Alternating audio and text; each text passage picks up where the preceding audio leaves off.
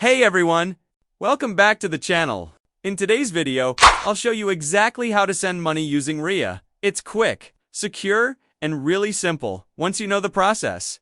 Whether you're sending funds to family, friends, or for business, this guide will walk you through everything step by step. First, start by logging in to your Ria account through your Yepsi account. Once you're logged in, click on the green button that says Send Money. Next, select the country where you want to send the money and enter the amount in USD. You'll instantly see the exchange rate and the total amount your recipient will receive. Make sure the payment method is set to debit card. You'll also have 3 delivery options: cash pickup, bank, or mobile wallet. Each option has slightly different exchange rates, so pick whichever works best for your recipient. In this case, we'll select bank. You'll also see the fees and the total cost before continuing once everything looks right.